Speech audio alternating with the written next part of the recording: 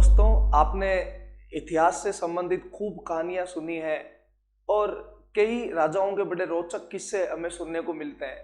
लेकिन एक बड़ा जोरदार सा किस्सा और एक बड़ा जोरदार सा डायलॉग जो आप लोगों ने सुना होगा कि रोम जल रहा था और नीरो बांसुरी बजा रहा था। तो उसके पीछे की क्या क्या किस टाइप का आदमी था नीरो, मैं आज आपको बताने वाला हूं। उसके अलावा कंपटीशन के नजरिए से आप ध्यान रखना कि नीरो का मतलब है एक तानाशाह या एक अत्याचारी प्रवृत्ति का राजा। तो अपने यहाँ प्रश्न क्या आ सकता है अपने कंपटीशन एग्जाम के अंदर कि अपने कश्मीर के एक राजा हुआ करते थे हर्ष, या आपने एक लेखक का नाम सुना होगा कल्हण, जो रास्तरंगिणी के राइटर थे। तो वो उसके दरबारी कवि थे हर्ष के।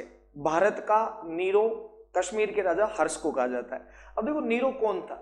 ऐसा कहते हैं कि रोम के एक राजा थे क्लोडियस और उनकी एक पत्नी थी अग्निपीना। अब नाम ही देखो आप, अग्निपीना मतलब लाई लगावणी, मन के अंदर जो है उसके यूं अग्नि की लपेटें उठती थी। क्लोडियस अच्छा राजा था, तो क्लोडियस दयालु प्रवृत्ति का राजा था। अग्निपीना राज्य को कार्यों में हस्तक्षेप करना चाहती थी, लेकिन क्लोडियस के रहते वो कर नहीं पा रही थी। तो अग्निपीना का एक बेटा था नीरो। नीरो किसका बेटा था? अग्निपीना का। तो अग्निपीना क्लोडियस की तो हत्या करवा देती है और अपने बेटे नीरो को रोम के तख्त पे बिठा देती है, यानी कि रोम का राजा कौन बन जाता है? नीरो।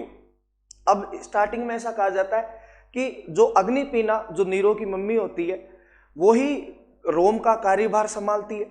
लेकिन जो अपना नीरो होता है वो नहीं चाहता है कि मम्मी राजकीय कार्यों में हस्तक्षेप करे।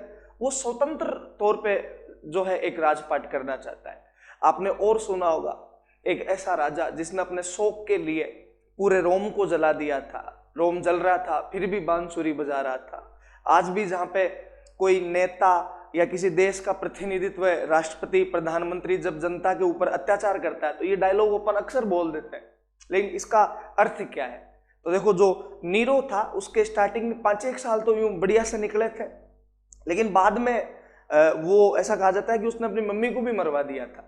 उसने अपनी मम्मी को बोला था, एक मम्मी मैं राजा बना, तूने भी 5 साल तक अपने कार्यों के अंदर हस्तक्षेप कर लिया है, लेकिन अब मैं आपको चेतावनी दे रहा हूं और आगे से आप राजकीय कार्यों में हस्तक्षेप नहीं करोगे। फिर भी वो मानती नहीं है अग्निपीना, बाद में माँ को मरवा देता है। खैर, उससे जुड़ी हुई एक इमोशनल सी घटना कि जब जल्लाद रोम अपनी नीरो की मम्मी अग्निपीना को मारने गए थे तो अग्निपीना ने कहा था कि चाकू बोले मेरे पेट में उस जगह डालो जहां से मैंने इस नीरो को जन्म दिया था। तो अपनी माँ को ही नहीं छोड़ा, अपनी पत्नियों को मरा दिया, हिंजड़ों से शादी। राम जाने क्या उद्देश्य था उसका, ठीक है। लेकिन बंदे को 3 चीजों का शौक था। पहला बांसुरी बजाने का, दूसरा शौक हाथ में अंगूठी पहनता था उससे खेलने का, और तीसरा शौक था कि रात में टिमटिमाते तारों को देखना। और आपने सुना ही है, शौक के लिए आदमी कुछ भी कर सकता है ना। विजय माल्या शौक के चक्कर में तो यूं बर्बाद हो गया था। तो शौक बड़े यूं शौकीन आदमी होते हैं, तो ये भी शौकीन आदमी था। ऐसा कहा जाता है कि भाई साहब को पार्टी करने का भी शौक था। एक बार पार्टी करने जा रहे थे, पार्टियां तो रात को ही हुए और वहां ही अपनी अंगूठी को उछाल रहा होता है तो अंगूठी नीचे गिर जाती है। अब दोस्तों, पहले लाइट वाइट तो थी नहीं। अब पहले के दियों से और मोटे मोटे जो अपने मटके जैसे दिए होते थे उनसे रोशनी की जाती थी। तो वो जो अंगूठी है वो मटकी के निचले वाले एरिया में जहां अंधेरा होता है, अब दिया जल रहा है तो उसके आसपास थोड़ी सी दूर तो अंधेरा है, वहां गिर जाती है और नीरो को उसकी अंगूठी मिलती नहीं है।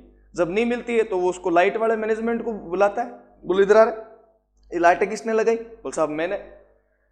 एक दूसरा आदमी था जो उसका असिस्टेंट होता है, बोले ये कौन है? बोले ये मेरा असिस्टेंट है। बोले आज से तू लाइट का काम नहीं करेगा। और असिस्टेंट को बोला आज से तू जो है वो इस कार्य का हेड है, और बोले मैं तुझे बताता हूं कि आगे से लाइटिंग की व्यवस्था कैसे करनी है। तो ऐसा कहते हैं कि वो जो तेल था वो उस मैनेजर के ऊपर डालता है और उसको जला देता है, और उसके पहले वो अंगूठी को उठा के गार्डन में फेंक देता है। लोगों को कहता है क्या दिखी गिरा है? बोले नहीं दिखी। बाद में जब वो आदमी जलता दिखाई देता है तो उस जलते हुए आदमी की जो रोशनी है उससे वो उन्हें अंगूठी मिलती है। फिर उसके माइंड में एक आइडिया और आया। जब वो आदमी जल रहा था, चिल्ला रहा था, बोले यार ठीक है, यूं चिल्लाने से तो मुझे यूं मजा आता है, सलमान खान के जैसे किक मिलती है। अब वो रोज पार्टी में जाता और डेली पार्टी के जो हॉल होता उसके 4 कोनों में 4-4 जनों को बांध देता और बांध कर जैसे ही एक दो पेग जाते हैं छाती में और उनके आग लगा देता। वो चिल्लाते हैं, उसको यूं मजा आता। तो मंत्रियों ने कहा कि साहब आप मानो तो एक बात बोले। बोले क्या? बोले ये लोग जब चिल्लाते हैं तो हम डिस्टर्ब होते हैं, अपने राज्य के कार्यों की बातचीत नहीं कर पाते। हीरो ने कहा ये बात भी सही है, क्या किया जाए? तो उसने कहा मेरे पास है आइडिया उसके पास सारा होता था। अब आइडिया अपने भारत का होता तो क्या बोलता, वो मुंडा में बाटो गाल दो। लेकिन ऐसा कहते हैं कुमकुम जो होता है, हिंगड़ू जो अपन यहाँ पे लगाते हैं, बोले वो घोल के और जिन आदमियों को जलाया जाता है उनको कुमकुम पिला दो, गला बैठ जाएगा, चिल्लाने की आवाज आएगी नहीं। लेकिन जलाना डेली को 4 जनों को रोज।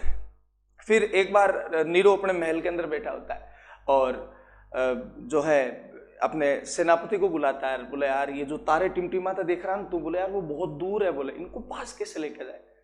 तो सेनापति ने कहा साहब ये तो प्रकृति है, तारे तो खैर जमीन पे आ नहीं सकते, कैसे आएंगे? या बॉलीवुड वाले थोड़ी जो तारे जमीन पे ले आए, कैसे आ सकते हैं? पॉसिबल नहीं। यार बोले मेरे दिमाग में एक आइडिया है। क्या? बोले एक आदमी को पकड़ के ला, उसके ऊपर तेल डाल के उसको जला दिया, और अब आदमी जला हुआ बचने के लिए बेचारा भागे इधर से इधर, तो देख खुद तारा टिमटिमा रहा। ये रंगीले मिजाज का सा आदमी था, ठीक है। अब जब ऐसी घटनाएं कोई आदमी करे, अपनी मम्मी को मरा दे, अपनी पत्नियों को मरा दे, हिंदुओं से शादी कर ले, पार्टी के लिए 4-4 लोगों को कुएं में डाल के जिंदा जला रहा है, तो लोग बाग तो यही कहेंगे ना कि यार पागल है। तो रोम की जनता ने कहा कि यार ये अपना राजा तो पागल है, दिमाग की प्लेटें सरक गई इसकी, ये बात उस तक पहुंच गई। तो ऐसा कहते हैं कि नीरो को इतना गुस्सा आता है कि वो अपने सैनिकों को बोल के और पूरे रोम को जला देता। बोला आज मोटा तारा टिमटिमाएगा, ठीक है। और वो मोटा तारा देखने के लिए रोम को, ऐसा कहता है रोम की लगभग 30 लाख प्रजा होती है, 30 लाख जनसंख्या होती है, और उसने रोम को आग लगा दी और खुद जाके और एक पहाड़ी के ऊपर बैठ गया घोड़े से वहां पे जाके, और वहां जो बैठा बैठा बांसुरी बजा रहा था और रोम जल रहा था। तो एक ऐसा राजा जिसका राज्य जल रहा था फिर भी वो मस्त मगन होके क्या बजा रहा था? बांसुरी बजा रहा था। तो कुछ एक लोग उस आग की लपेट में बच गए। उन्होंने कहा रे ये राजा किस काम का, ठीक है, ये तो हमें कभी भी मार देगा, इसने अपनी जनता को ही नहीं छोड़ा है। तो कहा कि अब इसको सल्टाना पड़ेगा। तो लोग बाग पहुंच गए जो बचे हुए थे, ठीक है। और जैसे ही नीरो ने देखा कि मेरे को मारने के लिए लोग बाग आ रहे हैं, तो ऐसा कहते हैं वो एक खजूर के पेड़ पे चढ़ जाता है और वहां पर भी बैठा बैठा बांसुरी बजा रहा था। तो लोगों ने कहा हेटू उतर, नीचे उतर, लेकिन नीचे नहीं उतरा। तो कहा कि अभी तेरे पिछवाड़े में तीर मारेंगे, तो फिर भी वो नीचे नहीं उतरता है। और लोग बाग जब उसके ऊपर तीर चला रहे होते हैं तब ऐसा कहते हैं कि वो अपना ही छुरा निकालता है और अपने ही पेट में खोप लेता है। इस प्रकार जो है वो नीरो, खैर ऐसे रंगीले राजा इतिहास में कम ही होते हैं, और भी ऐसी जानकारी हम लेके आते रहेंगे। थैंक यू, धन्यवाद।